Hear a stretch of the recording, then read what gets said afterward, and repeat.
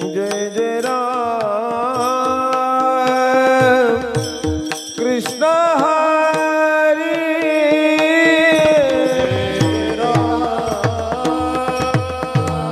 कृष्ण हरी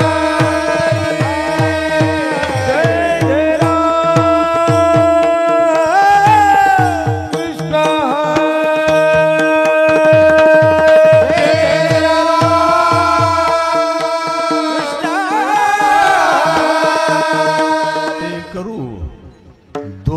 धरोनिया मारू मग हेटा कतील खोडी तोंडी लागली से गोडी आता ऐसे करू दोघा धरोनिया मारू मग हेटा कतील खोडी तोंडी लागली से गोडी कोंडू घरामधी न बोलोनी जागो बुद्धी मग हेटा कतील खोडी तोंडी लागली से गोडी बोलवितो देवा बोलवितो देवा तुका गडियाचा मेळावा मग हे टाकतील खोडी तोंडी लागली से गोडी बरा बेटा नटबर बापू कर्णयो कर्णिकार बिभ्रत मास कनक विषंच वैजयंती जमालान रंध्रान वेणोर्धर सुदया पुरेन गोपरंदई वृंदावरण्य शपधरण प्राविशद गीत कीर्ती हे बाय बोल नका ना श्री गुरु ध्यान श्री गुरु अर्चन श्री गुरु ध्यान श्री गुरु अर्चन हे नगरता मती होईल मन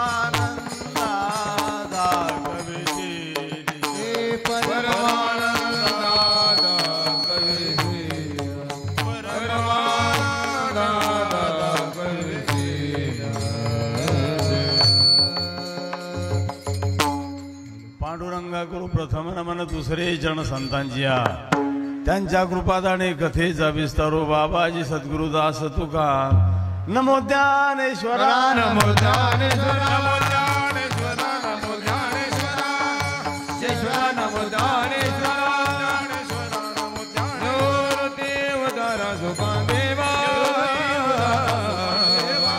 देवदारा सोपान देवा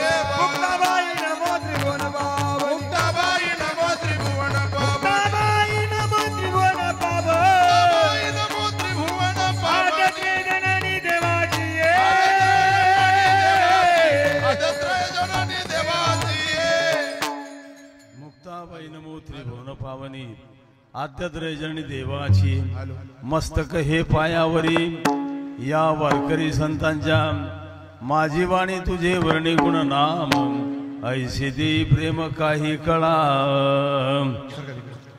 आता ऐसे करू दोघा धरुनिया मारू मग हे टाकतील खोडी तोंडी लागली से गोडी प्रस्तुत कीर्तन रूपी सेवे करता निवडलेला अभंग विश्ववंद्य महाराष्ट्र भूषण परमनामधारक संत हृदय सम्राट जगद्गुरु श्री संत तुकोबराय यांचा भगवंताने चौर्य कर्म केल्यानंतर म्हणजे चोरी केल्यानंतर जेव्हा गोपीच्या निदर्शनामध्ये आलं तेव्हा गोपीमध्ये झालेला जो संवाद आहे त्या संवादाचं वर्णन करणारा अभंग आज प्रसंगाला अनुसरून सेवे करता निवडलेला आहे। आजची सेवा कोणत्या निमित्ताने आपण पूर्ण 7 दिवसापासून ऐकत आलो, परंतु एक महान सत्पुरुष वाचा सिद्ध असं व्यक्तिमत्व आणि जे महापुरुष या भूमीमध्ये झाले सद्गुरू श्री तुळशीराम बाबा या ठिकाणी बाबांच्या या 10व्या पुण्य स्मरणार्थ आणि आजची ही सेवा माझ्याकडे आहे। कारण आज आपल्या कार्यक्रमाची सांगता आहे. मी नेहमी सांगतो, समाप्ती म्हणता येत नाही बरं. इथे बसलेल्या मंडळी जर म्हटलं की आज आमचा कार्यक्रम समाप्त झाला तर पुढच्या वर्षी सप्ताह करायचं नाही अण्णा. म्हणजे या ठिकाणी आज आपल्या कार्यक्रमाची सांगता आहे. आणि सांगता म्हटली म्हणजे वारकरी संप्रदायामध्ये संप्रदायाचे प्रवर्तक परमपूजनीय जोग महाराज यांनी संप्रदायाला काही नियमावली घातलेली आहे. संप्रदायाला म्हणण्यापेक्षा कीर्तनकारांकरता नियम आहे. संप्रदायाला नियमाची गरज नाही आहे. संप्रदाय संप्रदायच आहे. मग कीर्तनकारांकरता कोणते नियम आहे की कार्यक्रमाची सांगता ही काल्याच्या कीर्तनाने होत असते. आणि वारकरी संप्रदायामध्ये काल्याच्या कीर्तनाला अनन्य साधारण महत्त्व प्राप्त झालेलं आहे. मग अशा आपल्या महोत्सवाची आज सांगता आहे आणि तीही सेवा आज माझ्या वाट्याला आहे. गायक वादक मंडळी महाराष्ट्रातले सर्वात दिग्गज कलाकार आपल्या परिसरामध्ये आहे. त्याच्यामध्ये पहिला नंबर आहे ज्ञानेश्वर महाराज आमचे. मग आता उभे आहे म्हणून गायक म्हणणंच पण त्यांना. दुसरे योगेश महाराज आमचे. आणि या भागाचं वैभव आमचे चंदू महाराज वारुळकर. हे केस तर सर्वांना माहिती आहे. म्हणजे वारकरी शिक्षण संस्था आणि नुकतीच चालू केलेली आहे महाराजांनी, हेमंत महाराज वडनेर खाकुर्डी. हे म्हणजे कोणतंही चॅनल लावा, मला आजपर्यंत नुसतं याचं वाजनच माहिती होतं. पण हे पोरगं एवढं चांगलं म्हणते हे माहिती नव्हतं. पण आज कळलं की गायन बी चांगलं करायला लागलं. काय मायावर पडलं का काय म्हणू असं वाटते मला. तिकडून गायनामध्ये आणि आमचे मनोज महाराज आहे दौंगे सर गायनाला उभे आहे. आज नाना आलेले आहे, हार्मोनियम वादक आहे. नरण्याचे नाना आलेले आहे. भडण्याची मंडळी आली. परिसरातून बरीचशी मंडळी आलेली आहे. ज्ञात अज्ञात बऱ्याचशा गावाची मंडळी आहे. विनेखरी आहे. हा पोरगा मनोज आहे वाजवायला. मी चोपदार लय पाहिले, झेंडे घेणारे बी लय पाहिले. काही काही झेंडे गुंडाळून ठेवणारे आहे. परंतु हे बा सोपी गोष्ट नाही बरं. 1.5 तास आपल्याला जर असं म्हटलं की हात वर करा आणि टाळ्या वाजवा तर एका मिनिटात हात खाली करता की लोक हात दुखून येतात. पण 1.5 तास हात धरून उभा राहणे, जो असं उभं राहील यांच्यासारखा त्याला मी 1000 रुपये देतो. तुम्ही उभं राहा बरं. एवढं सोपं काम नाही ते. कारण कोणत्याही गोष्टीला तप असावं लागतं. कारण तपे विन दैवत दिल्या विन प्राप्त, गुजे विन हे तर कोण सांगे. सर्व वारकरी मंडळी आहे आणि बाबांचा सर्व शिष्य परिवार आहे. अण्णा पुढे बसलेले आहे. आणि बाबांचा परिवार म्हटला की बाबाच्या परिवारात संन्यासी बी येतात, काही गांजा पिणारे येतात. एवढं की दारू पिणारे कोणी येत नाही. बरं यांच्यावर 1-2 फूक मला वाटते आमच्या साऊंडवाल्याने मारून गेला आता. असा प्रकार आहे.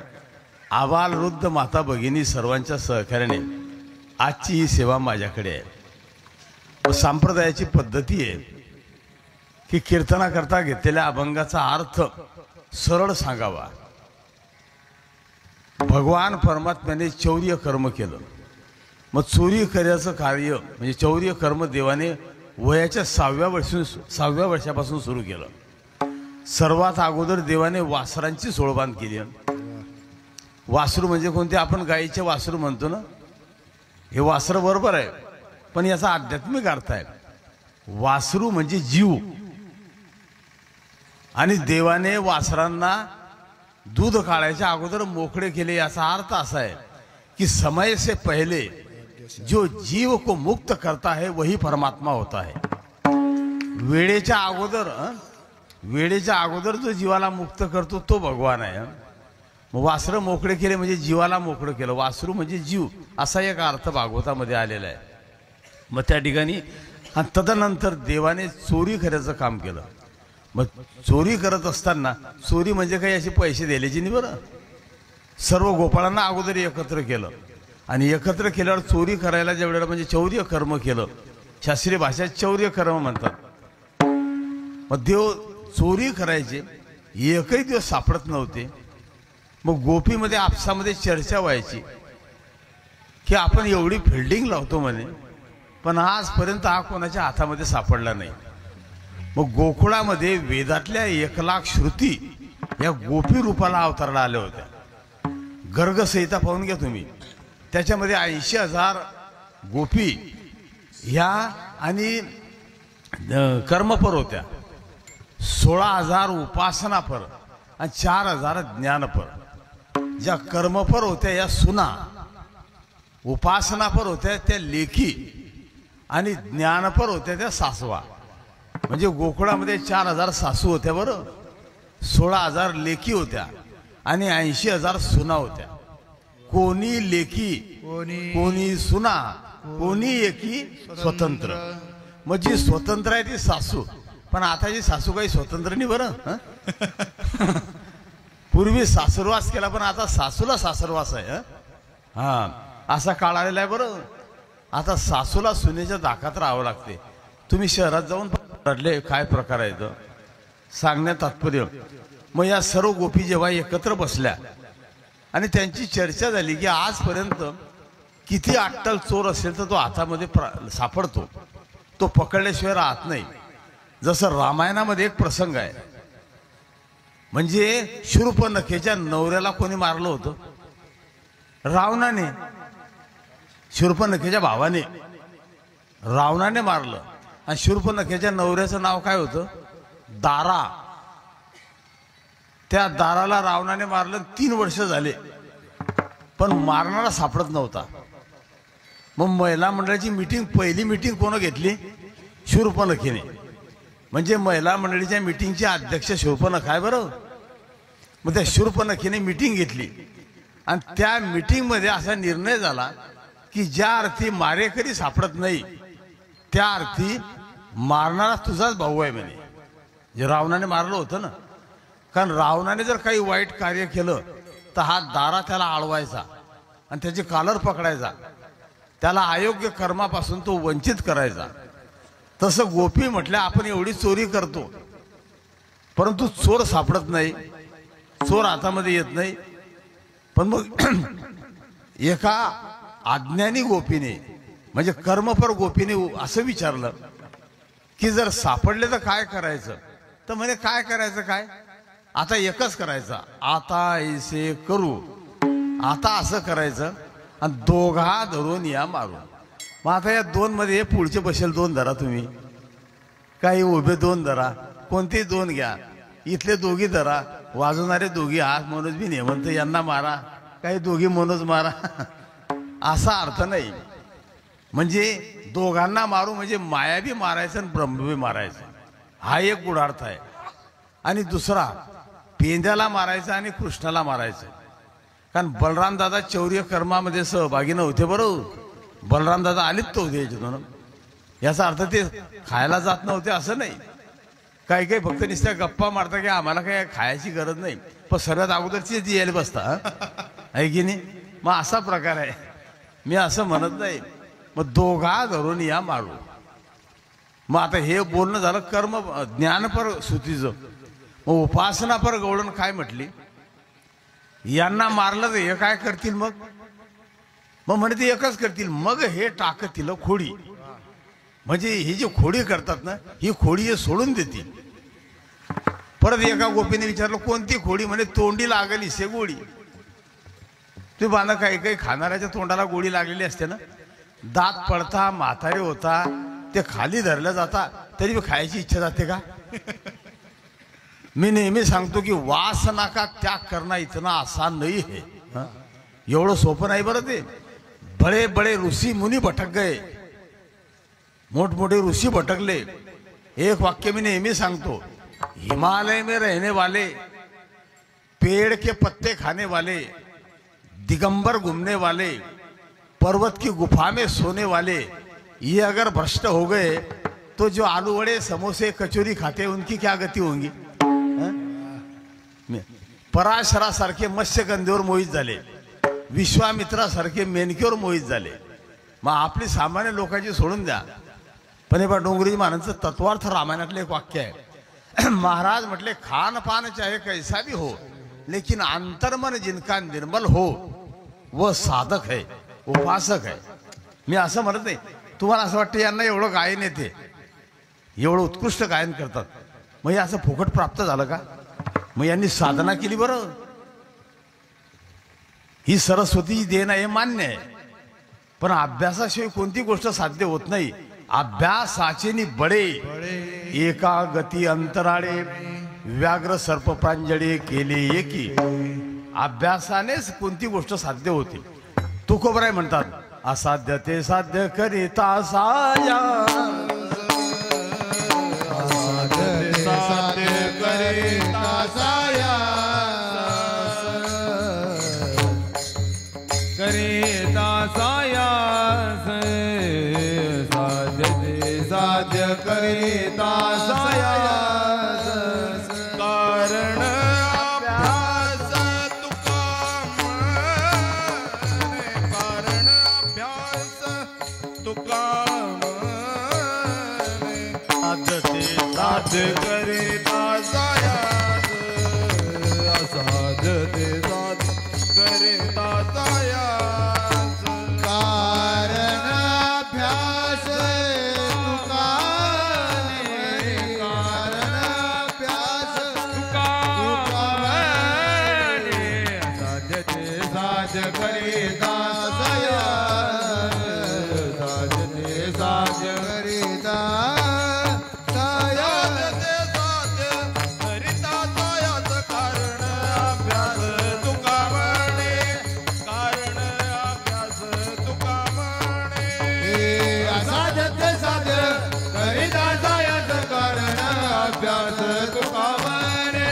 कारण अभ्यास तुका म्हणे.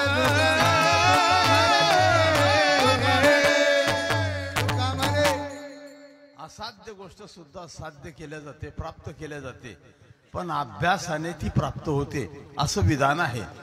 म्हणून याने खोडी याच्या तोंडाला जी गोडी लागली ती आज सोडून देईल. पण मग या दोघी गोपी काय म्हटल्या, याने खोडी टाकल्यानंतर मग पुढे काय करायचं, तर म्हणे पुढे एक करायचं, याला आपल्या हृदयामध्ये कोंडायचं. कोंडू घरामध्ये म्हणजे हे आपल्या घरात नाही, हृदयरूपी घरामध्ये याला कोंडायचं. मग एक म्हटली त्याला कोंडलं तर काय फायदा होईल, म्हणजे फायदा एकच होईल, न बोलोनी जागो बुद्धी. म्हणजे काही बोलण्याची गरज नाही, बुद्धी जागृत होईल. तुम्हाला असं वाटते का सर्व अभ्यास करूनच प्राप्त होते? हे बा सर्वांना माहिती, आपण कीर्तनकारांच्या तोंडातून ऐकतो, अभिमन्यू चक्रव्यूहामध्ये शिरण्याची कला आईच्या गर्भात शिकला. हा सर्व गोष्टी अभ्यास केल्याने प्राप्त होता का? काही काही रात्रंदिवस परीक्षा पुस्तकं वाचतात, पण 100 पैकी 65 मार्क पडतात. आणि एखादा पोरग कोणतंच पुस्तक पाहत नाही, पण त्याला 100 पैकी 92 मार्क राहतात. आता हे पोरग कोणतं पुस्तक पाहिलं नाही तरी 92 मार्क आहे त्याला. आणि त्याच्या बाजूने दुसरं पोरग आहे, एवढा अभ्यास करून 100 पैकी 35 मार्क पडले नाही. म्हणजे विनोदाचा भाग नाही, मी कशा करता सांगतो. सर उभे आणि परीक्षक दोंगे सर कुठे गेले. म्हणजे अभ्यासाने गोष्टी प्राप्त होतात, पण काही वेळेला अभ्यासाने प्राप्त होत नाही. पण त्याला घरामध्ये कोंडल्यानंतर आपल्याला काही करण्याची गरज नाही. न बोलोनी जागो बुद्धी. पण म्हटले मग ही सर्व क्रिया, ही सर्व लीला कोण करतो, तर मग स्पष्ट उत्तर दिलेलं आहे तुकोबरायांनी की बोलवितो देवा तुका गडियाचा मेळावा. म्हणजे त्याच्याशिवाय हे कोणी कार्य करत नाही, कारण तोच परमात्मा सर्व व्यापक आहे. हरी व्यापक सर्वत्र समाना, तोच हे बोलवतो. किंवा दुसरं एक प्रमाण आहे, अवघे ब्रह्मरूप रीता नाही ठाव. अवघे ब्रह्मरूप रीता करी ठाव. अवघे ब्रह्मरूप रीता नाही ठाव. अवघे ब्रह्मरूप रीता करी ठाव. प्रतिमा तो देवा कैसा नाही. प्रतिमा तो देव कैसा नाही भावतया सांगावे ते किती. नाही भावत या सांगावे किरीची.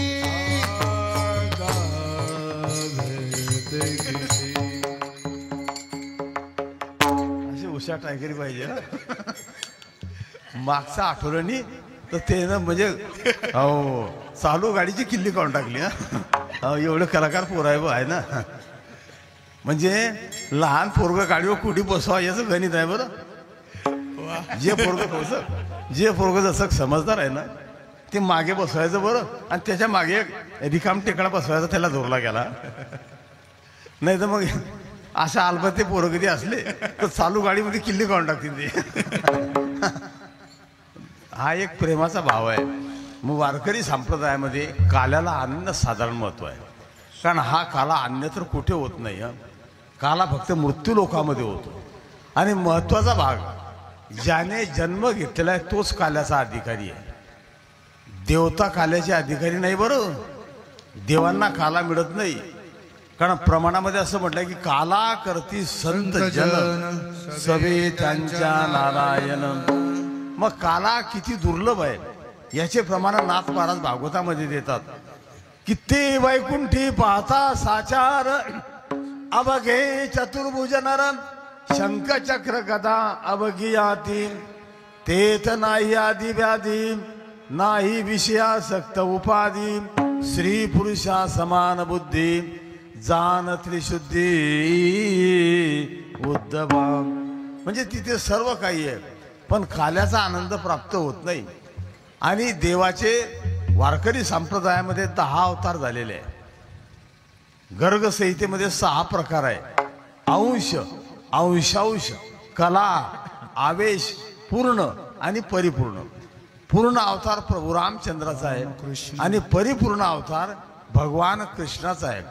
कृष्णस्तु भगवान स्वयं. म्हणजे परिपूर्ण अवतार याचा अर्थ कार्य करण्याचं स्वातंत्र्य बी आहे आणि सामर्थ्य आहे. असा एकमेव अवतार कोणता असेल तर तो भगवान कृष्णाचा आहे. तुम्ही कोणत्याही देवाचं चरित्र पहा, दशावताराचं चरित्र पहा, पण कृष्णासारखी लीला कोणत्या देवाची आहे का? रामाच्या बाललीला रामायणामध्ये नाही. रामायणामध्ये बाललीलेचं वर्णन नाही. परशुरामाची बाललीला नाही, वामनाची बाललीला नाही, नृसिंहाची बाललीला नाही. महादेवाचा तर काही संबंधच नाही. महादेव म्हणजे महादेवच आहे. मी असं म्हणत नाही, पण बाल लीलेचा आनंद हा फक्त कृष्ण चरित्रामध्ये आहे. पण पाहण्याची दृष्टी पाहिजे बरं. तुम्ही जर कृष्ण लीलेकडे विकारी वृत्तीने पाहिलं तर लीलेतला आनंद प्राप्त होत नाही. आणि असं जर असतं तर शुकाचार्य यांनी भागवताच्या दशमस्कंदामध्ये देवाच्या रासक्रीडेचं वर्णन केलं असतं का? रासक्रीडेचे 5 अध्याय, त्याला रास पंचाध्यायी म्हणतात. रास पंचाध्यायीमध्ये फार सुंदर वर्णन आलेलं आहे. मग त्या ठिकाणी शुकाचार्यांनी ते वर्णन केलं नसतं. कारण शुकासारखे पूर्ण वैराग्य ज्याचे असं म्हटलेलं आहे. शुकाचार्य यांनी भगवान कृष्णाच्या लीलेचं वर्णन केलं. आणि मी नेहमी सांगतो, लीला म्हणजे लीला आणि क्रिया म्हणजे क्रिया. आपण जी करतो ती क्रिया आहे का? आपली लीला आहे का? आपली काय आहे? क्रिया. क्रिया. मग महाराज भागवतामध्ये म्हटले की क्रिया अमंगल होती है क्योंकि क्रिया में काम होता है. क्रियेमध्ये काम असतो ना, काम संभव होता है, लेकिन लीला अमंगल होती है. देवाने गोपींची जी छेड काढली ती वयाच्या 7व्या वर्षी, म्हणजे वयाचं 7 वर्षाचा पोरगा आहे, तिथे विकाराचा संबंध येत नाही ना. मग एखाद्या वेळेला देवाच्या लीलेमध्ये जो विकार पाहतो त्याच्या दृष्टीमध्ये दोष आहे. म्हणून डोंगरीजी महाराज काय म्हणतात, राष्ट्रसंतांनी एक प्रमाण दिलं आहे. महाराज म्हटले की दृष्टी में तेरे दोष है दुनिया निहारती. पण याच्याकरता वाणी का स्वर सुधार लो बस हो गया भजन, बस हो गया भजन. दृष्टीमध्ये दोष असेल तर त्याला जगतही विकृत दिसते. मग असं म्हटलेलं आहे की जशी दृष्टी तशी सृष्टी. पण महाराज म्हटले जगत में कोई व्यक्ति बिगड़ा नहीं हुआ है, केवल व्यक्ति की आंख बिगड़ गई है. महाराज म्हटले रावण बिगड़ा नहीं था, रावण की दृष्टी बिगड़ गई असं म्हटलेलं आहे बरं.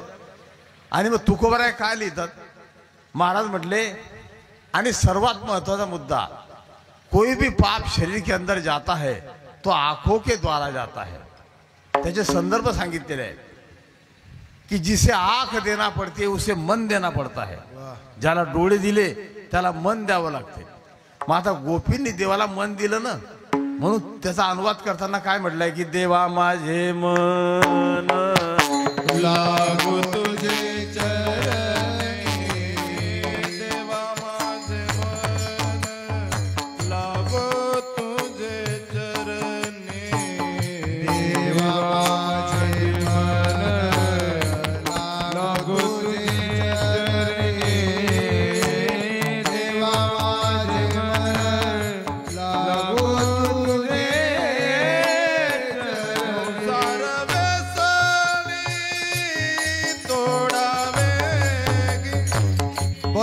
संसार वेसावी पाडोने दे. नामस्मरण घडो संत समागम, नामस्मरण घडो संत समागम, नामस्मरण घडो संत समागम, नामस्मरण घडो संत समागम. संसार वेसावी पाडोने दे, संसार वेसावी पाडोने दे. नामस्मरण घडो संत समागम, नामस्मरण घडो संत समागम, नामस्मरण घडो संत समागम, नामस्मरण घडो संत समागम. देवा माझे मन लागो तुझे चरणी, संसार वेचणी पडोने, संसार वेचणी पडोने.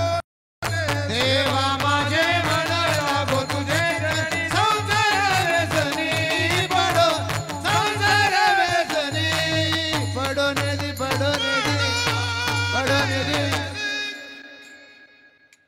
हे मन अरे बंद काऊन करतो रे. लागो तुझे चरणी, देवा माझे मन लागो तुझे चरणी, देवा माझे मन लागो तुझे चरणी, संसार व्यसने पडून दे. कारण का संसाराच्या अंगी अवघीच व्यसने, आम्ही या कीर्तने शुद्ध झालो. मग देवाला मन समर्पित करताना मनामध्ये विकृती नसावी बरं. कारण विकृतीचे दोन भेद या ठिकाणी ब्रह्मसूत्रामध्ये सांगितलेले आहे. विचारसागर वृत्ती प्रभाकर याही ग्रंथात वर्णन आहे. औपाधिक भेद आणि स्वयंसिद्ध भेद हे दोन भेद आहे. औपाधिक म्हणजे उपाधीमुळे प्राप्त झालेला, आणि स्वयंसिद्ध म्हणजे हे बरोबर आहे हे जाणून मुद्दाम करणारा. दारू खराब आहे पण हे असून सुद्धा रोज पियाला जाणारा, बरोबर आहे की नाही. हा स्वयंसिद्ध भेद आहे. आणि औपाधिक म्हणजे एखाद्या वेळेला उपाधीमुळे मी शिकलेला आहे, मग आळंदी लोकात मी कसं काय बसायचं, हा औपाधिक भेद आहे. मग औपाधिक भेद गर्गाचार्यांच्या ठिकाणी होता आणि स्वयंसिद्ध भेद पेद्याच्या ठिकाणी होता.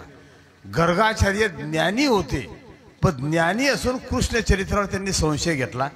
ते जर सांगितलं तर इथेच पुरं कीर्तन होऊन जाईल. म्हणजे त्यांच्या ठिकाणी तो स्वयंसिद्ध औपाधिक भेद तयार झाला. मी ब्राह्मण आहे आणि ज्ञानी आहे म्हणून यशोदेला वर्णन केल्यावर सुद्धा वृत्तीमध्ये भेद झाला. आणि पेंद्याच्या ठिकाणी स्वयंसिद्ध भेद झाला. देवाने किती समजून सांगितलं की मी तुम्हाला डोळे बंद केल्यावर घरामध्ये घेऊन जाईल, खाल्ल्यानंतर परत डोळे बंद करा, सर्वांना बाहेर घेऊन येईल. मग देवाच्या चरित्रावर संशय घ्यायची काही गरज होती का. डोळे बंद केले, मध्ये गेले, चांगलं खाऊन घेतलं. मग पेंद्या म्हणे मध्ये नेतो, पण नेतो कसं काय म्हणे तपासून पाहू बरं. म्हणून पेंद्याने एक डोळा उघडा ठेवला तर पेंद्या कुठे अटकला होता. ते पूर्वी धाबे होते की धाब्याला आमच्याकडे त्याला धार म्हणतात, तुमच्याकडे सानं म्हणता का, धारच म्हणता का. मग त्या धाऱ्यामध्ये अटकला ना तो. आणि जेव्हा बोंबलायला लागला, या गोपी धावत आल्या, पेंद्याला असा जोडणं लावला बारीक, जसं आता एका खासदाराची कुठाई झाली ना. माहिती आहे सर्वांना, मोबाईल सगळे पाहता, चांगला बारीक कुठला म्हणतात त्याला, जास्ती बोलायचं ते. मग ते तसं पेंद्याला चांगला बारीक लावला करणं गोपींनी. पेंद्या आरवडे मारायचा आणि भगवान कृष्णाला म्हणायचं की कृष्णा, अरे तुझी विद्या आज निष्फळ झाली. देव म्हटले माझं गणित चुकत नाही. 2 आणि 2 4च होता, 5 आणि 5 10च होता, 9:15 होत नाही, 10:15 बी होत नाही. माझं गणित चुकत नाही. पण आज गणित माझं चुकलं नाही, तुझं चुकलं. आज गणित तुझं चुकलं. तू माझ्या चरित्रावर संशय घेतला, माझ्या लीलेवर संशय घेतला, त्याच्यामुळे तू दाऱ्यामध्ये अटकला. मग त्यावेळेला भगवंताने परत पेंद्याला बाहेर काढलं. पण इथे असं म्हटलेलं आहे, गोपी म्हटलं आपण एवढ्या क्रिया करतो, एवढा त्याला पकडण्याकरता अट्टहास करतो, पण तो हातामध्ये सापडत नाही. आणि तसं पाहिलं तर मी बऱ्याच वेळा कीर्तनामध्ये सांगतो काल्याच्या, की देवाने चोरी ही गोपीच्या घरात केली नाही बरं. मग या गोपीकाराने सांगायचं हे गंमत आहे का हे? अहो, देवाने चोरी देवाच्याच घरात केली. तुकोबरायांचा अभंग आहे, देवाने केली चोरी देवाची घरी, देवे देव नागवून केला भिकारी. धावनिया धावा धावनिया धावा, मागची नाही जावे कवनिया गावा. सवेची होता चोर घरची घरी, अवघे केले वाटोळे फावलियावरी.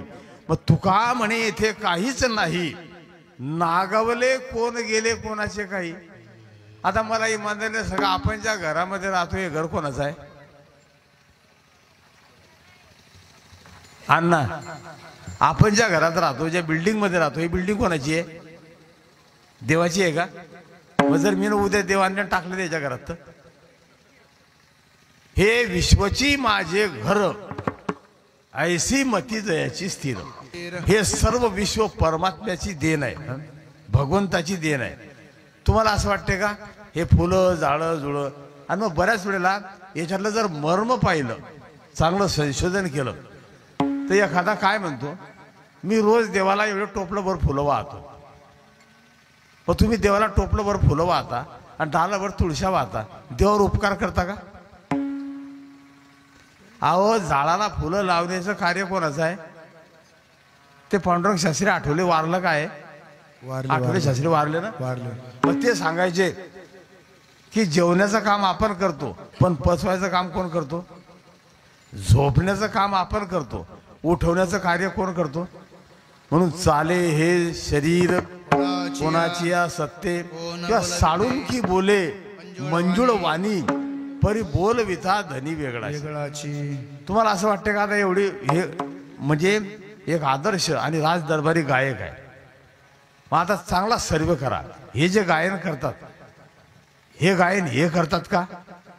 नाही, तुम्ही चांगलं सांगा बरं. हे गायन याच्याकडून तो करून घेतो, त्याने जर कटआउट काढून ठेवला तर यांची फ्यूज याची लाईन बंद होऊन जाईल. हे ध्यानात ठेवा. आता मी या 5-7 दिवसामध्ये कोणाला ऐकत नव्हतो म्हणायला कीर्तनाला गेलो की, पण आता माझा आवाज येते, आता थोडा आवाजात गडबड सगळं झाली. पण या पोऱ्यानं बरोबर केलं म्हणे, मी काडी एकला लावतो म्हणे. नाही म्हणजे 7 दिवस पाहिलं त्याच्यामुळे सांगितलं. मग हे जे पोरगा आहे ना, असे पोरं पाहिजे हुशार, नाही तर काही काही पोरं बापाली इकेची तयारी करता. पण आता सांगण्यात तात्पर्य की देवाच्या चित्रात संशय घ्यायचा नाही. मग ह्या म्हटल्या पेंद्या साण्यामध्ये अटकला पण आपल्या हातामध्ये सापडला नाही. पण आता याच्या पुढे जर सापडले तर काय करायचं? अभंगाच्या पहिल्या ओ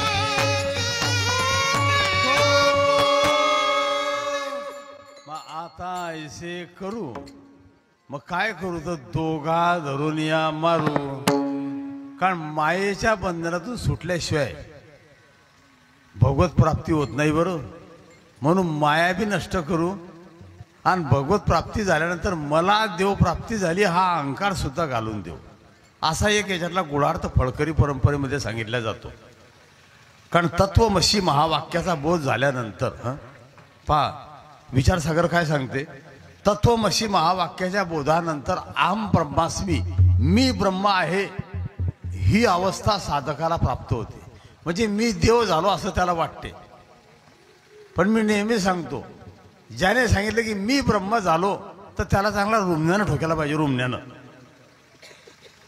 कारण जोपर्यंत मी शिल्लक आहे तोपर्यंत तो ब्रह्म झाला हे सिद्ध होत नाही कारण राष्ट्रसंत काय म्हटले कि मैं और मेरा भेद छोड़कर सब तेरा जो कहता है अंत में वह प्रभु बन के रहता है अंत में वह प्रभु बन के रहता है मी आणि माझं हा भेद गेल्याशिवाय आणि मनुष्य ब्रह्मरूपाला प्राप्त होत नाही म्हणून दोघांना मारू आणि आता असा लौकिक अर्थ आहे की जे खोडी करण्याला प्राधान्य देतात त्यांना मारू म्हणजे पेंद्यालाही मारू आणि देवाला मारू याचा अर्थ भक्ती करून मी भक्ती केली या वाक्यालाही मारू आणि भक्ती केल्यानंतर परमात्मा प्राप्त झाला हाही विचार मनातून काढून टाकू यात एखादा साधक साधना करतो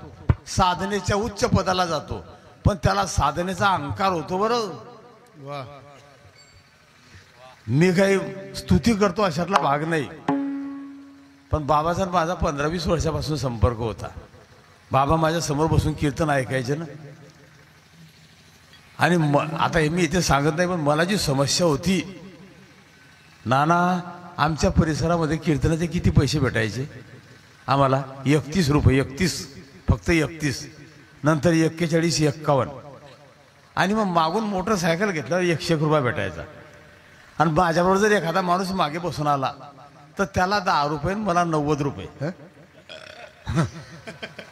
आणि मी सुरुवातीलाच होळमध्ये आलो बाबा पुढे होते आणि बाईला म्हणजे तेवढ्यात अशी मेजर आजारी नव्हती सामान्य आजारी होती ती पण डॉक्टरचं बिल 1680 रुपये झालं होतं आता बाबा समोर म्हणून सांगून टाकतो आणि ते म्हटले बाईला तुम्ही जळगावला जाऊन चेक करा मग ते म्हणे म्हणलं का हो खर्च किती म्हणे जळगावला येईल म्हणे 1500-1600 रुपये म्हटलं याचे 1600 ते 1600 32-34 रुपये झाले भाडं थोडं आणि मग ओढला मी कीर्तनाला आलो बाबांनी पाकिटने दिलं असं एका कागदामध्ये पैसे बांधून दिले तर अण्णा घरी गेल्यावर पैसे 42 रुपये होते तर माझं डोकं चांगलं 1-2 तास काम करत नव्हतं मी म्हटलं हे पैसे काय गंमत आहे मी चिमटे घेऊन पाहिले की मी जपीत तरी म्हटलं कारण हे बा आणि बाबाच्या मंदिराचं कार्य ज्यांनी केलं रवी भाऊच्या रात्री मला घेऊन गेले ते आलं का ते त्यांनी त्यांचा अनुभव सांगितला बाबांनी त्याला सांगितले म्हणे मी बाबा गेल्यावर रडलो होतो ना तर ते असताना त्यांनी सांगितलं की तू काळजी करू नको मी केव्हाही तुझ्या पाठीमागे आहे म्हणे वा मग ते म्हणे मी गाडी चालवायला बसलो की मला असा भास होतो की बाबाच मागे बसलेले आहे हा मी असं म्हणत नाही पण मी ही अवस्था केव्हा प्राप्त होते आपल्या वृत्तीमधला जेव्हा अहंकार मारला जातो कारण काम क्रोध लोभ घातले बाहेरी बैसला अंतरी पांडुरंग मग आपण एकच करू की त्याला पकडल्यानंतर आणि काय करायचं आता ऐसे करू दोघा धरून या मारू म्हणजे अज्ञानही घातक आहे ज्ञानही घातक आहे पण एखाद्याला अज्ञान परवडते पण ज्ञान परवडत नाही बरोबर ज्ञानी माणसाची अधोगती होऊ शकते असा सुद्धा सिद्धांत आहे म्हणून दोघा धरून या मारू मग यांना मारल्यानंतर हे काय करते तर मग हे टाकतील खोडी तोंडी लागली से गोडी मग हे जी खोडी करतात त्या खोडीचा त्याग करतील मग कोणती खोडी याच्या तोंडाला जी गोडी लागली पण मग यांनी खोडी टाकली म्हणजे मग आपण मोकळे झालो मग मोकळे झालो म्हणजे कशा करता जसं एखाद्याने शेत विकून टाकलं जागा विकून टाकली म्हणजे मोकळा झाला का तो मोकळा झाला नाही तर त्या ठिकाणी असं म्हटलेलं आहे की या ठिकाणी यांनी अशी क्रिया केल्यानंतर आपण मोकळे झाल्यावर फक्त एकच करायचं, त्याला आपल्या हृदयामध्ये हृदयाच्या आसनी तुझं बसवी मोहना असं म्हटलेलं आहे. पण कशा करता? पावन हा देह व्हावया आणि चुक व्हावया मनमना असं म्हटलेलं आहे. शरीर पावन होण्याकरता मग या हृदयरूपी घरामध्ये त्याला कोंडायचं, आणि कोंडलं तर आपला फायदाच फायदा आहे. याचं कोंडू घरामध्ये कोंडू घरामध्ये कोंडू घरामध्ये कोंडू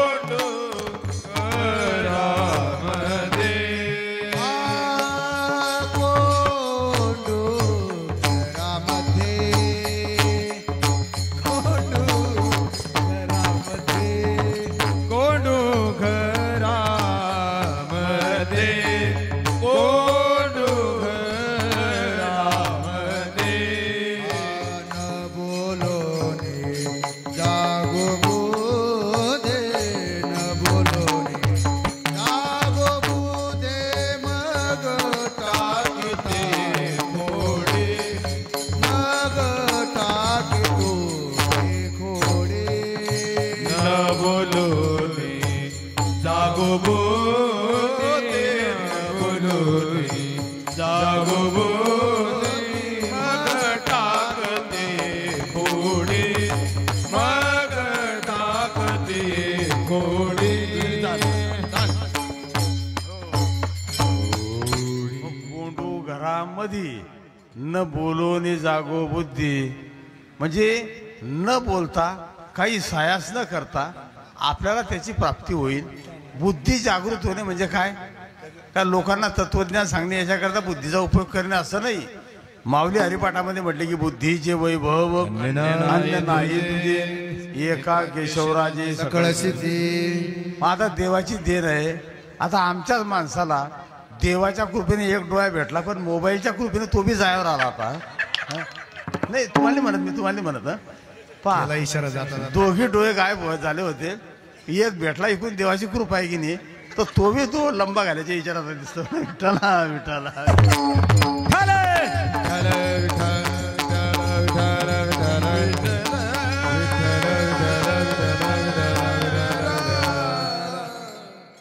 नाना माझा आता मी एका तुम्हाला व्यासपीठावर सांगतो. मी आता माझा मोबाईल खराब झाला की मोबाईल विकत नाही घेत. या पोऱ्याचे 2-3 मोबाईल मारून देतो मी, कारण मोबाईल मारला की हा दुसरा घेईन, दुसरा घेतला की तू, आणि मला काय लागते मारायला त्याला उल्लू बनवायला मला 1 मिनिट बी लागणार नाही. मी आता बेटा मोबाईलच विकत घेणार नाही, तीच मोबाईल मारीन आता.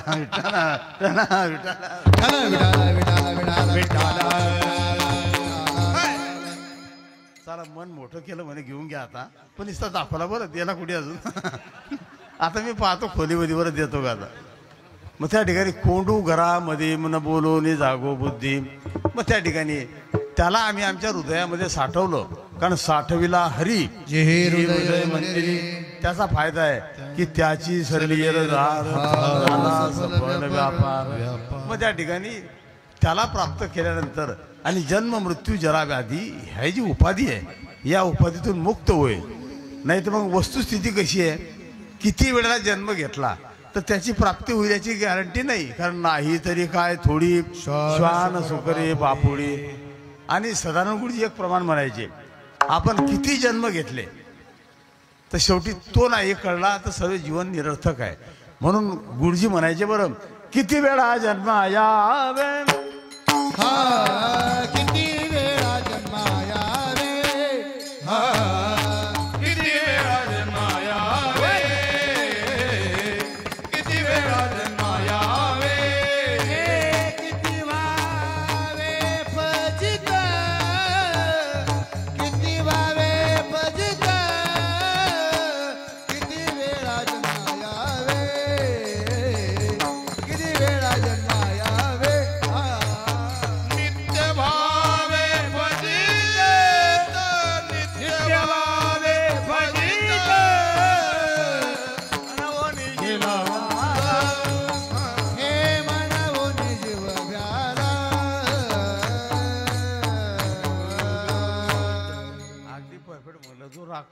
एवढं म्हणला, पण गुरुजीची म्हणण्याची पद्धती कशी होती?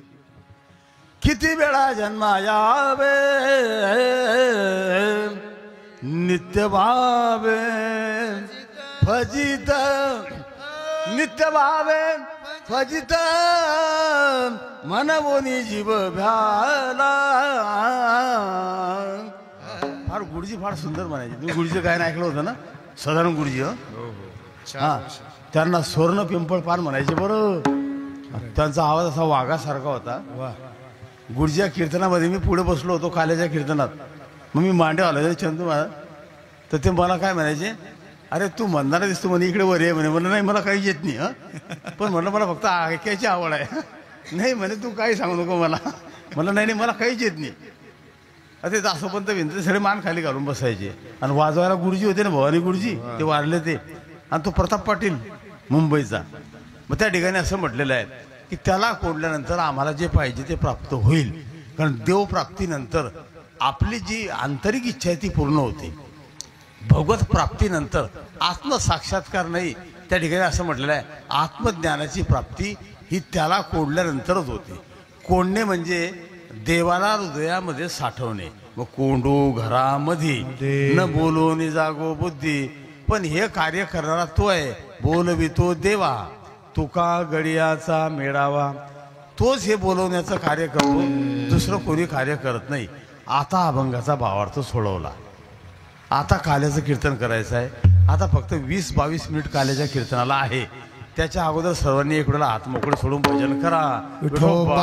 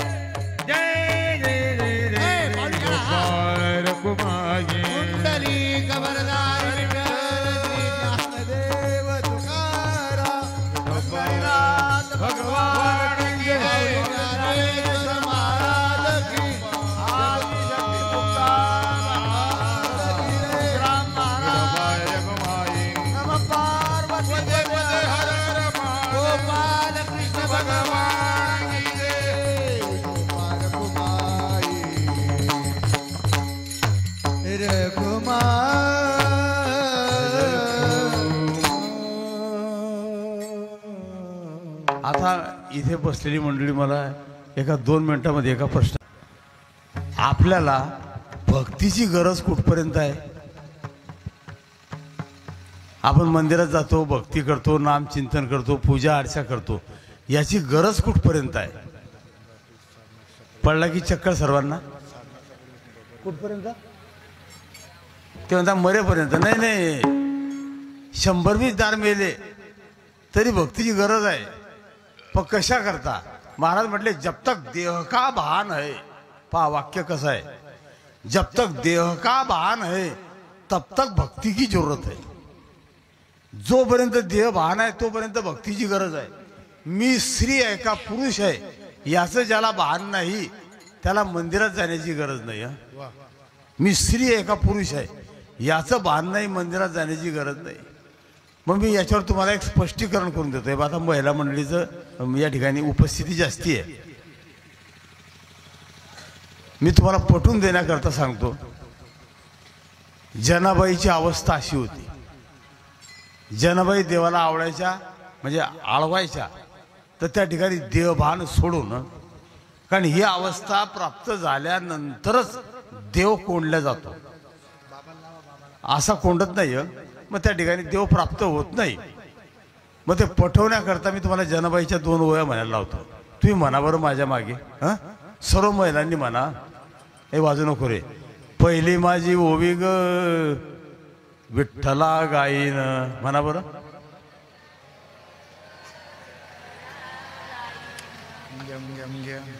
लाडकी बहीण योजना राबवल्यावर बी तुम्ही न काही पुरं 100% मतदान करेल बरं. पहिली माझी ओवी ग विठ्ठला गाईन. ओव्या गाऊ कौतुके तू ये रेवा विठ्ठला. गाऊ कौतुके. ओळ्या म्हणतात ओळ्या का. हा, दुसरी माझी ओवी ग संतासी गाईन. ओव्या गाऊ कौतुके तू ये रेवा विठ्ठला. आता बरं म्हणलं रे. तिसरी माझी ओवी ग पंढरी जाईन. टाळी वाजा. पतीच्या डोक्यावर दळण देईन. म्हणता नाही का आता हे बा. आता ऐकून घ्या. तुम्ही ना म्हटलं काय नाही. आता का म्हटलं नाही दोदोअण्णा, याचं कारण एकच आहे की आपण काय म्हणतो याचं भान आहे की नाही. आपण काय म्हणतो याचं भान आहे. आणि आज जर तुम्ही हे वाक्य म्हटलं असतं ना तर या परिसरातले जेवढे देव आहे यांचं फाउंडेशन दिलं झालं असतं. त्यांनी सांगितलं असतं की भाई आज होळ के अंदर क्या गडबड सरबड आहे. होळ मध्ये काय गडबड सरबड आहे. याचा अर्थ आपण म्हणतो याचं भान आहे. म्हणजे जब तक देह का भान है तब तक भक्ती की जरूरत है. आणि देहभान नाहीसं झालं म्हणजे त्याला काहीच करण्याची गरज नाही. मग आपण नुसतं म्हणतो ठाईच बैसुनी करा एक चित्त, पण कीर्तनात बसून तर चित्त एक होतच नाही. चंदू महाराज एक जण असा बसल्या बसल्या असा हातानं असं करायचा. मी म्हटलं काय रे काय करतो. नाही म्हणे मी कीर्तनाला आलो म्हणे महाराज, पण कुलूप बी लावून आलो घराले. पण कडी लावून वरून कुलूप लायलाय का नुसतं सांगा तुम्ही. तर मी ते जजमेंट सोडून राहतो म्हणे की म्हणजे आपण कडी लायला आहे मग वरून कुलूप लावलं का नुसतं कुलूप लावून कडी अशी सरकून दिली म्हणे. तो विचार करतो म्हणे मी. सांगा म्हणजे आपलं कीर्तनात तरी बसून एक चित्त होते का. मी विनोद करतो अशातला भाग नाही असतो. मग आता अभंगाचा भावार्थ सोडवला. आज काल्याचं कीर्तन आहे. आता त्याच्यातले 5 मिनिट गेले, 17-18 मिनिट राहिलं. एवढ्या वेळामध्ये काल्याचं कीर्तन करायचं. आता मी मागच्या वर्षी विचारलं होतं देवाचा जन्म गोकुळात झाला आणि अवतार मथुरेत झाला. म्हणजे निर्गुण ब्रह्म सगुण झालं. अद्वैत परमात्मा द्वैत झाला. अपरोक्ष नारायण हा परोक्ष झाला. पण कशा करता भक्ती सुखा करता. कारण त्याचं प्रमाण देताना तुकोबराय म्हटले या ठिकाणी महाराज म्हणतात ना अपरोक्ष आकार झाला चतुर्भुज एक तत्व बीज भिन्न नाही. आणि असं म्हटलेलं आहे अद्वयाची द्वय झालेची कारण. अद्वयाची द्वय झालेची कारण.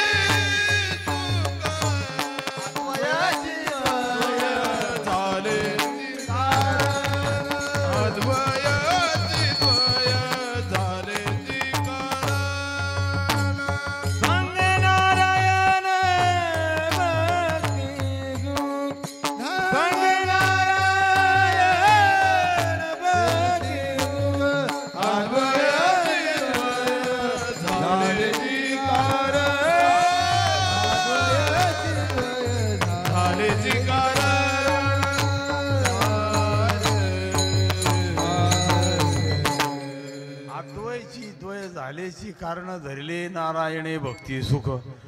भक्तीचा आनंद उपभोगण्याकरता निर्गुण ब्रह्म सगुण झालं. मग आता देव गोकुळामध्ये जन्माला आले. कारण कृष्ण गोकुळी जन्मला दृष्टा चळकाप सुटला. होता कृष्णाचा अवतार आनंद करती घरोघर. मी भागवतामध्ये सांगितलं की वसुदेव देवकी यांची संतती गेली, संपत्ती गेली, तरी ते देवाची स्तुती करता. बरं, आपली बकरी मेली की आपण देवाचं नाव घेत नाही. लोकांना काय देवा, काय दम आहे देवामध्ये? आता काही काही म्हणतात देवात दम नाही, मग याच्यात दम आहे का? अहो, आपलं जे कार्य चालते ते देवाच्या सामर्थ्याने चालते. साधी पावर गेली तर आपल्याला एकूण पावर तयार करून घ्यावी लागली. मग सर्व यंत्रणा चालत असेल तर मेन पावर पुरवणारा तो वृक्षाची पाने आल्याच्या दिशेला वाढवी आनंदा मग कोणे, वाढवी आनंदा मग कोणे. वृक्षाची पाने आल्याच्या दिशेला जायले आनंदा मग कोठे, जायले आनंदा मग वृक्षाची हे पानं आल्याची. तू गर्दी म्हणजे खोटे पैसे चालून घे बेटा. वृक्षाची हे पानं काय नाही बा. आपल्या गायक लोकांनी स्वर चांगला असतो, काही म्हटलं यांना काय समजते, नुसते पाहत असेल. असा प्रकार आहे तो. राहिली अंता मग कोठे, तो वाढली अंता. म्हणजे आता मी व्यासपीठावर मी तुला माविषय दिला असतो. विठ्ठल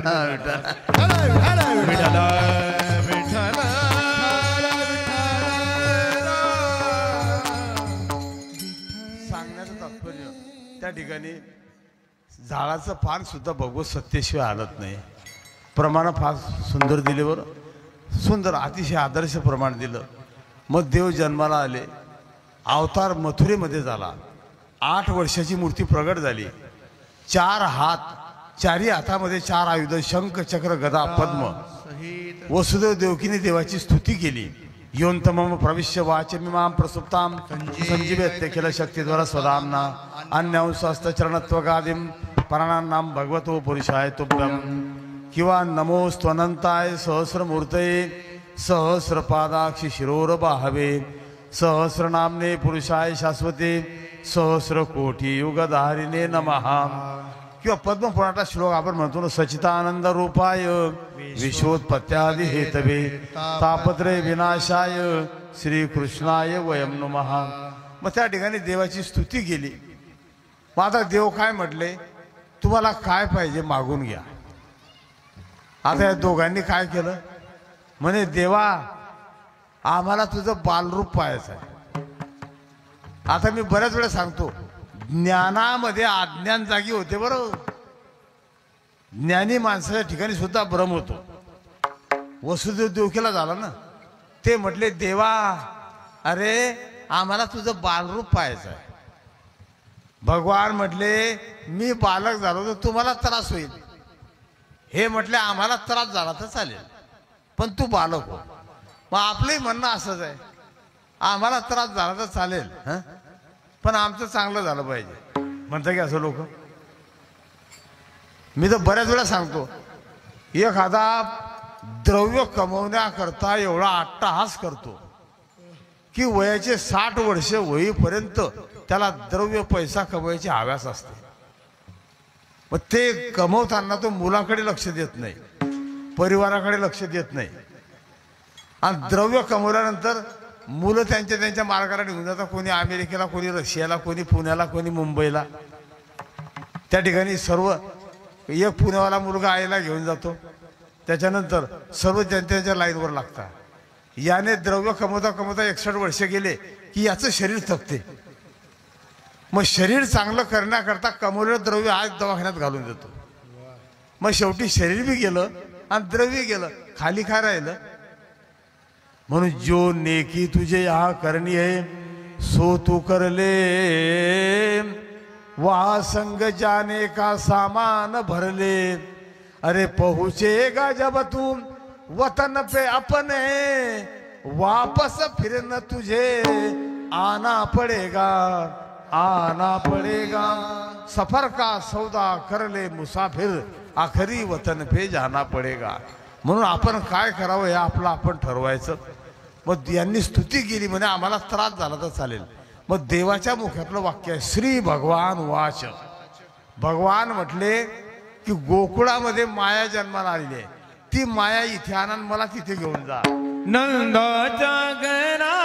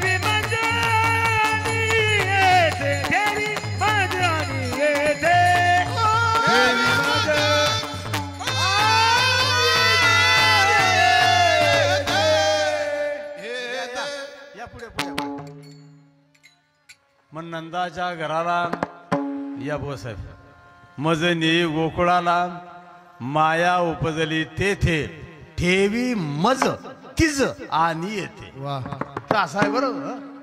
काय मी काय समजू दे मला. म्हणजे नंदाच्या घराला मज नेई गोकुळाला माया उपजली तेथे ठेवी मज आणि तिज आणि येते. वा वा म्हणजे मला तिथे नेऊन ठेवा. पण आतापर्यंत आपले 70% कीर्तन करायला माहिती नव्हे. हा म्हणजे तिला इथे घेऊन मला तिथे नेऊन ठेवा. तो काही म्हणू. हो नाही पोर पाना ना पोरग्या हुशार म्हणतो माया. हा तू माझा बाबा आहे, तो मोठा बाबा आहे, मोठा बाबा. विठ्ठला विठ्ठला विठ्ठल.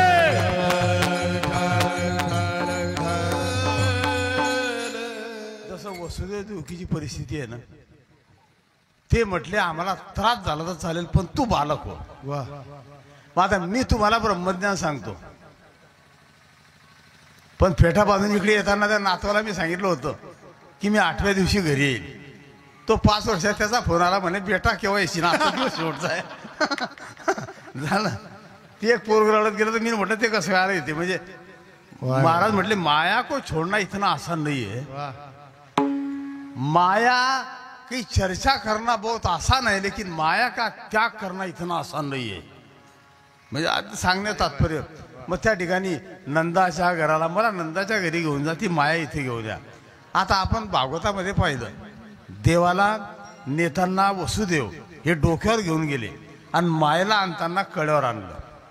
कारण देवाला डोक्यावर घ्यायचं, ग्रंथ डोक्यावर घ्यायचा. मी तुम्हाला कथेत बी सांगितलं. देवाची पूजा केल्यानंतर प्रत्येक देव देवाऱ्यामध्ये ठेवताना कपाळाला लावून ठेवायचा. तुम्ही जे ग्रंथ विकत आणले ते ग्रंथ डोक्यावर घ्यायचे. डोक्यावर घ्यायचे म्हणजे डोक्यावर घेऊन चालायचे असं नाही. ग्रंथाला नमस्कार जरी केला. अहो आळंदीमध्ये ज्यांना दृष्टी नाही, जी जन्मांध मंडळी आहे त्यांच्या ज्ञानेश्वऱ्या मुखोगत आहे. फक्त बोट फिरवलं म्हणजे. स्वामी विवेकानंद यांनी लायब्ररीमधले 7-8 दिवस पुस्तकं डोक्यावर घेतले तर पुस्तकातलं ज्ञान मस्तकात आलं. मग एक मला म्हणे महाराज आम्ही बी तर ग्रंथ रोज डोक्यावर घेतो पण ज्ञान डोक्यात उतरत नाही म्हणे, याच्यात काय ते समजत नाही. अरे म्हटलं गाढवा ग्रंथ डोक्यावर घेतो पण नेट पण ठेवतो ना. आता या मुलाने काही फोटो पाठवले आणि नेट बंद असलं तर कशी काय येतील ते. त्याला नेट बी चालू पाहिजे ना. आपलं नेट बंद राहते आणि म्हणतो मी ग्रंथ नाही. तू कधी गाळबुळी डोक्यावर घेतलं तरी काही फायदा नाही. असं मी असं म्हणत नाही. डोंगरेजी महाराज म्हटले आपने कितना पढ़ लिया इसका कोई फायदा नहीं, पढ़कर कितना जान लिया. म्हणजे तुम्ही वाचून किती आत्मसात केलं हाच मुद्दा महत्वाचा नाही. मग त्यावेळेला देव त्या मायेला आणताना कडेवर आणलं. कारण माया हा निषेधात्मक शब्द आणि या हा हकारात्मक आहे. एक नाही दाखवतो आणि एक हो दाखवतो. मग जे नाही ते दाखवण्याचं कार्य माया करते. आता ती माया अशी होती गोकुळातून मथुरेपर्यंत आली तर रडली नाही. पाणी पडायचा, ती भिजली पाण्याने, विजा चमकायच्या, थंडी वाजायची आणि देवकीच्या मांडीवर दिली तेव्हा रडायला लागली. व्यवहारामध्ये महिलांना माया म्हणताय, आपली माया तशाच आहे. बरं तुम्ही फोन लावा की आबा गेले तर हे तिकून विचारता काय टाईम आहे. इकडून नानाला कधी सांगितलं की 2चा टाईम आहे ते म्हणतात 2चे 3 बी होतील. बरं पहिलेच घरी 2-2 घास खाऊन घ्या. बरोबर आहे की नाही. मग या मायेचा प्रकार सुद्धा असा आहे. मग ती माया आणली मांडीवर दिली तेव्हा तिने आघाता केला. ती रडायला लागली आणि ती रडायला लागली तेव्हा कंस जागी झाला. आपले दूध जागी झाले, कंसाकडे गेले. कंसाला म्हटले की मुलाचा जन्म झाला. कंस धावत आला. मग त्यावेळेला रडे माया करे आकांत नामा म्हणे उठती किंवा उठले दूध. दूध जागी झाले. कंस धावत आला आणि देवकी जवळून त्या मायेला घेणार तेव्हा देवकी म्हटली म्हणे दादा हा मुलगा नाही ही मुलगी आहे म्हणे, एवढी मला दान देऊन टाक. मी तुम्हाला मागच्या वर्षी मी कीर्तनामध्ये सांगितलं प्रत्येकाला एक मुलगी पाहिजे. बरं तुम्हाला आहे एक मुलगी नाही. पापीशी झाली. वा वा पापी झाली. पापी पापी आहे का तुम्ही. पोरगे आहे की तुम्हाला तर मला दत्तक घेऊन घ्या तुम्ही जण. 2-2 म्हणजे मी तरी घरी बसून तुम्ही आपस कमाई करून मी खाय म्हणून तू घे मला दत्तक. हा म्हणतो विठ्ठला विठ्ठला. तो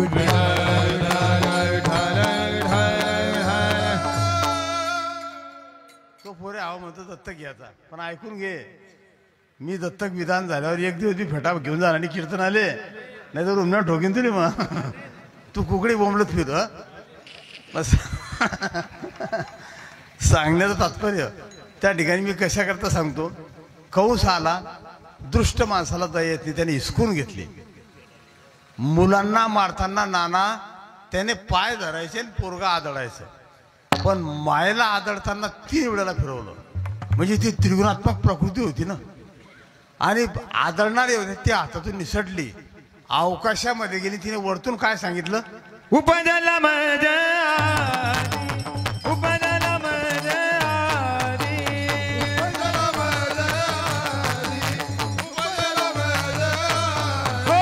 तुझ्या नागी वादी तुझ्या नागी वादी तुझ्या नागी वादी तुझ्या नागी वादी हा उपजला माझ्या उपजला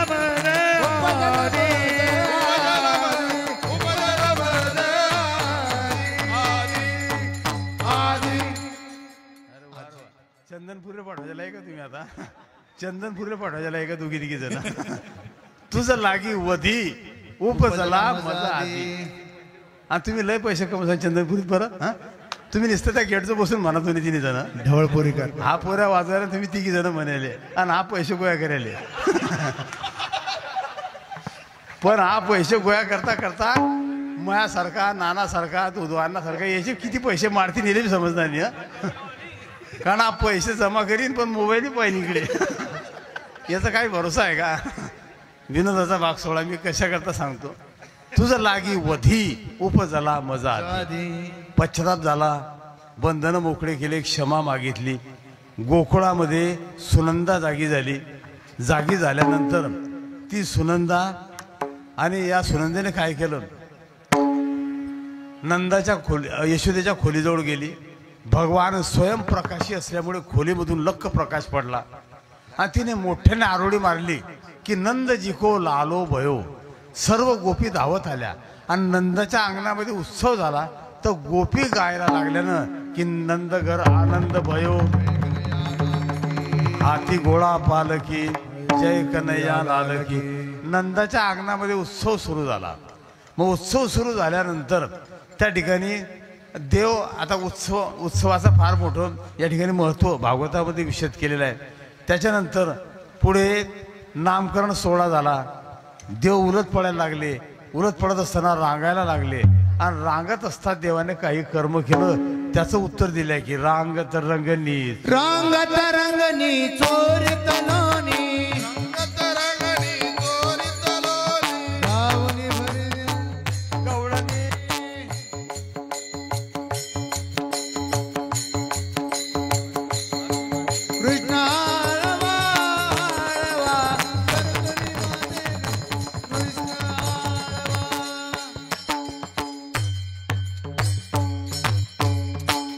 रांगत रंगणी चोरीत लोणी धावणी धरती गवळणी बांधिती चरणी देती गाराणी यशोदे साजनी कृष्णा आडवा आडवा परतुनी माते जावा.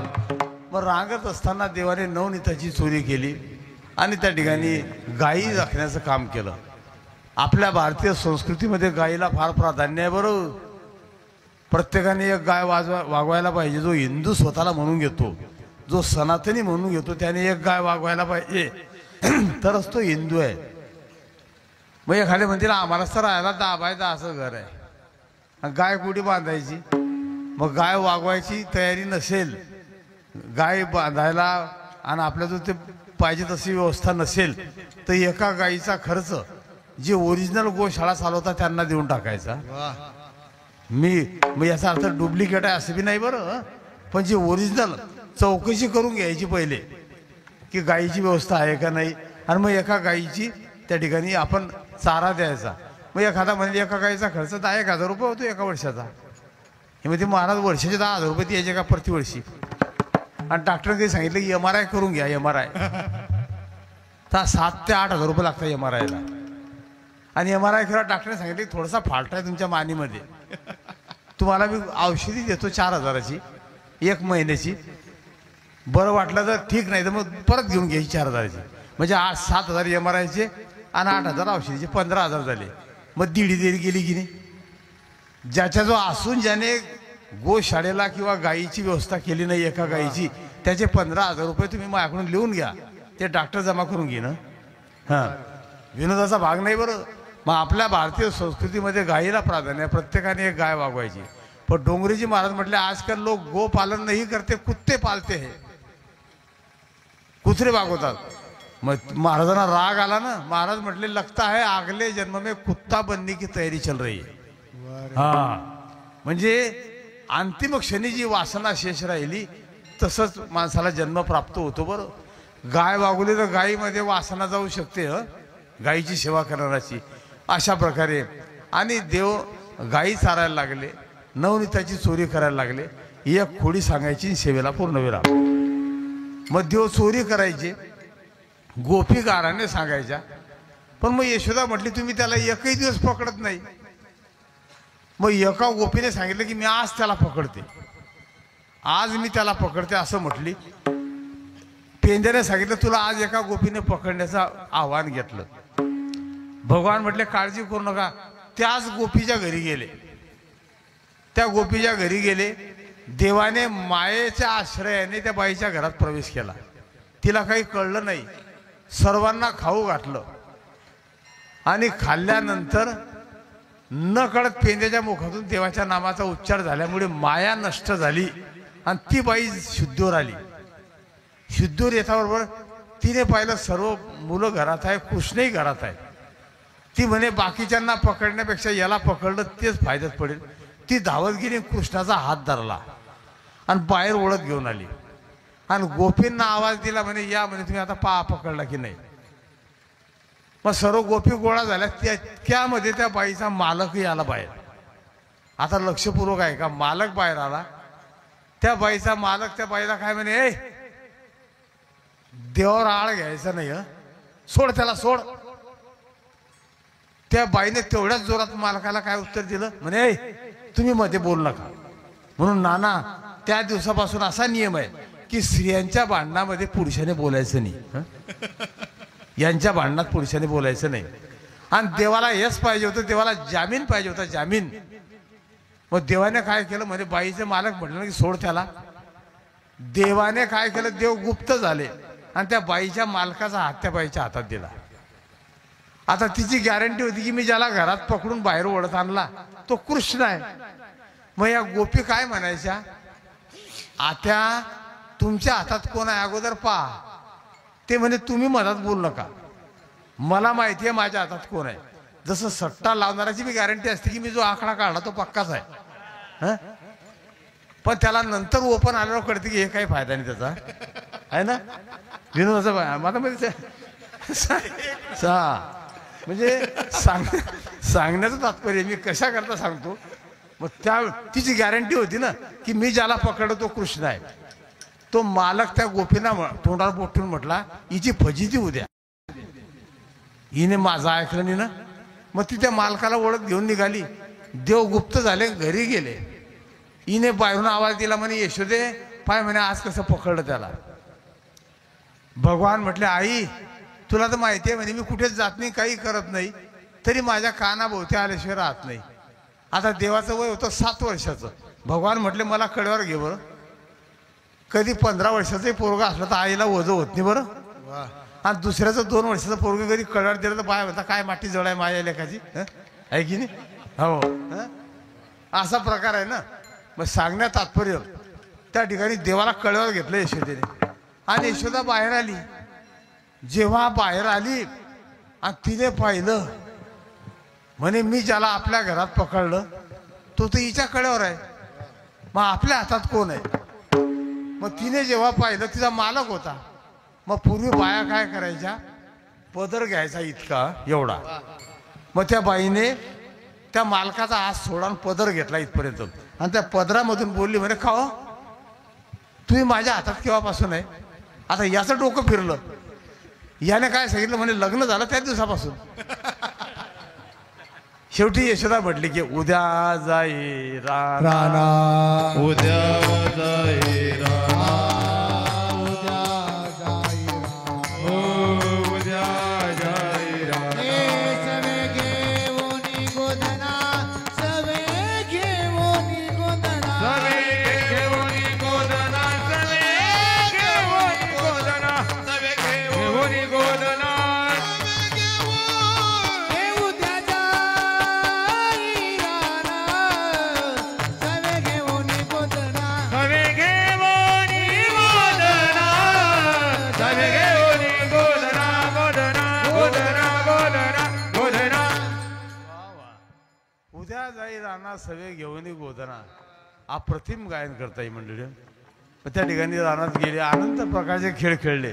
त्या खेळाचंही वर्णन केलं आहे. अपक तू बघते बघ पोरा खेळ त्रिगुण मांडू अपक तू बघते बघ पोरा त्रिगुण खेळ मांडू अबगदु बगदु बग बोलती तुझ्या खेळ मांडू अबगदु बगदु बग बोलती तुझ्या खेळ मांडू खेळ विट्टी दांडू आता खेळ विट्टी दांडू खेळ विटी दांडू अबग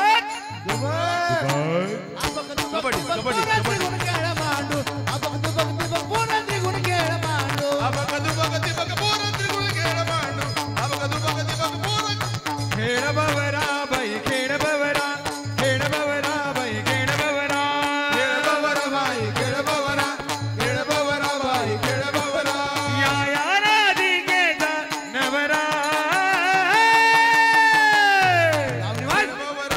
खेळ बवरा बाई खेळ बवरा कानोबा खेळ डाव डावू नको रे कानोबा खेळ डाव डावू नको रे कानोबा खेळ डाव जाऊ नको रडी कानोबा खेळ डाव जाऊ नको रडी किती करशील रे कुर्र गोडी किती करशील रे कुर्र गोडी कानोबा खेळ डाव डावू नको रडी कानोबा खेळ डाव जाऊ नको रडी जाऊ नको रडी जाऊ नको प्रमाणामध्ये 3-4 प्रमाण दिले. किती खेळ खेळले होता तू हमामा आट्यापाट्या मग सर्व खेळ खेळले. अरे कबड्डीच्या बच्चा मुकाबैसा मग ते सर कबड्डी का आधी हातपाय मोडतो का आमचा कबड्डी खेळत ना. मग त्या ठिकाणी अनंत खेळ खेळले. गोपाळ म्हटले कृष्णा खांदी बहार पोटी भूक आणि काय खेळायाचे सुख. आता हा खेळ मोळा. मग भगवान म्हटले चला वळू गाई बैसू जेवू खेळ ठाई. सर्वांनी गाई वळा एका ठिकाणी बसा. सर्व एकत्र आले. सर्वांच्या शिदुऱ्या एकत्र केल्या. देवाने आपली शिदुरी त्याच्यामध्ये घातली आणि काला केला. त्यावेळेला वाटी आपुल्या निज हस्ते भाग्याचा तो पावे येथे भाग्याचा तो पावे येथे मग भाग्याचा तो पावे येते. मग त्या ठिकाणी सर्वांना एकत्र केलं आणि काला करती संत जन सवे त्यांच्या नारायण सवे त्यांच्या नारायण सवे त्यांच्या नारायण. देव आणि भक्त एकत्र आले. जो काला देवाने वाळवंटात केला गोकुळात केला. जो काला वारकरी पंढरपुरात करतात जोडा रे तोच काला आज आपल्याला आणि गुरुवर्य तुळशीराम बाबा यांच्या साक्षीने बाबांचा सर्व शिष्य परिवार दोदुअण्णा आमचे दवंगे सर त्याच्यानंतर श्री हरी महाराज यांचं नाव मला हे काल माहिती पडलं. आता दवंगे सरी म्हणायचं श्री हरी महाराज. त्याने ज्ञानेश्वर भाऊ कुठे गेले आमचे ते गायक हां त्या ठिकाणी हां इकडे बसले आहेत. म्हणजे आमचे गुरु आहेत ते गायनात यांच्याकडेच गायन शिकलो आम्ही सर्व. मग त्या ठिकाणी परिसरातून आली सर्व भजनी मंडळ भंड्याची मंडळी आली. बुवासाहेब आले आज श्रीराम महाराज आले. परत आमच्या या ठिकाणी आणि हनुमान टेकडीचे महाराज आहे. सर्व नाना आहे. बरीचशी मंडळी आलेली आभारवृद्ध सर्वांच्या सहकार्याने आज आपल्याला काला करायचा आणि एकमेका देवमुखी सुखे घालो बरी हा काला वैकुंठात नाही वैकुंठी तो ऐशी नाही कवळ काही काल्याचे हा काला अमरावतीला नाही आज उमरावती काला पाहावयाती देव आणि भक्त काला करतात मग काला करती संत जन सवे त्यांच्या नारायण ज्ञानेश्वर माऊली ज्ञानराज माऊली तुकाराम ज्ञानेश्वर माऊली जय जय जय ज्ञानेश्वर माऊली नारायण माऊली ज्ञानेश्वर माऊली ज्ञानराज जय जय ज्ञानेश्वर जय जय जय जय जय ज्ञानेश्वर माऊली हरी ऐका हे बघ, आता अन्नाच्या हातून तयारी फोडायची आहे हं. या ठिकाणी दहीहंडी फुटेल आरती होईल काला मागणी सर्वांना होईल जागा- सर सूचना देतील तोपर्यंत आपली जागा कोणी सोडायची नाही हा हे बघ, ये. जागेवर भेटेल हा, काला सगळ्यांना. करता मी 10-15 मिनिट लवकर आवरून घेतलंय हं. शिंकेला बेले दुरी होतो तिघाते मे बरी तुम्ही वारे दुहीकडे मुख पसरवणे पडे वाहती त्या धारा घ्या रे दोईचा कोपरा तुम्ही वारे दुहीकडे मुख पसरवणे पडे कामणे हाती ठोकाणी कणी दे ओ झेंडेकरी झेंडा लावा वारे ओ, दुहीकडे दादा. मुख पसरवणे पडे झेंडा लावा झेंडा धरला कृष्ण मनी अवघाधनी प्रकाश काला वाटो एकमेका वैष्णवनिका संभ्रम वाकोलिया ब्रह्मादिका उत्तम लोका दाखवू काला वाटू एकमेका वैष्णवनिका संभ्रम तुका